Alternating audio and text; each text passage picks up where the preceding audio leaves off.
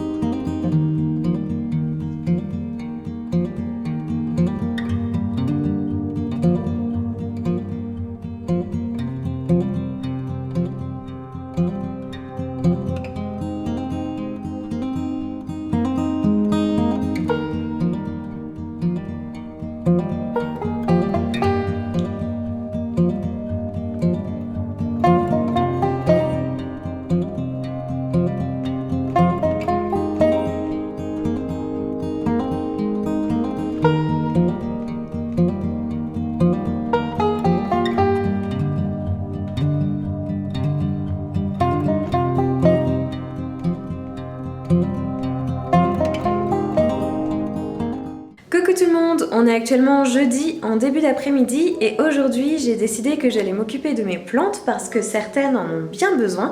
Donc j'ai déjà commencé, j'avais mis de l'eau dans des bassines pour qu'elles soient à température ambiante et dans certaines bassines j'ai rajouté de l'engrais liquide pour faire tremper les plantes qui sont en train de se réveiller et qui ont des nouvelles pousses. Je me suis dit qu'il était temps de leur donner un petit coup de boost et de les aider un petit peu à se réveiller un peu plus, de leur donner à manger en fait tout simplement. Et c'est aussi ce que je vais faire avec mon poteau Sunjoy qui est juste au-dessus de moi. Je vais lui couper quelques feuilles qui ont séché, je sais pas trop pourquoi. Et comme il est aussi encore en train de pousser, je vais l'arroser avec de l'engrais. Je vais aussi couper une feuille de mon Dieffenbachia qui est en train de jaunir complètement. Pour cette plante-là, c'est normal en fait. Plus le Dieffenbachia pousse, plus les feuilles du bas jaunissent et tombent. C'est normal, c'est la croissance de la plante qui veut ça. Et souvent d'ailleurs on voit sur les plantes très matures que les troncs sont complètement nus parce qu'en fait c'est les anciennes feuilles qui sont tombées au fur et à mesure que la plante grandissait. Et la dernière chose que je veux faire, c'est m'occuper de mon gros pothos qui est sur le côté, mon gros pothos argenté qui est juste ici, qui est en fait tellement long qu'il traîne complètement par terre. Donc pour celle-ci, je vais lui donner des bâtonnets d'engrais carrément que je vais planter dans le terreau. Et je vais aussi recouper les tiges pour en faire des boutures. Il y a des tiges en fait qui ont tellement poussé elles ont poussé et il n'y a rien du tout sur plusieurs nœuds de la tige à part une mini feuille au bout. Donc ça je vais couper, ça sert à rien. Et puis celles qui traînent par terre, je vais les couper, je vais les faire raciner en eau et ensuite je les rempoterai dans le pied-mer. Mais du coup il faut que ça se fasse parce que ça fait déjà longtemps que je me dis qu'il faut que je prenne mon courage à deux mains et que je m'en occupe. Et donc aujourd'hui le jour est arrivé, donc je vais faire tout ça.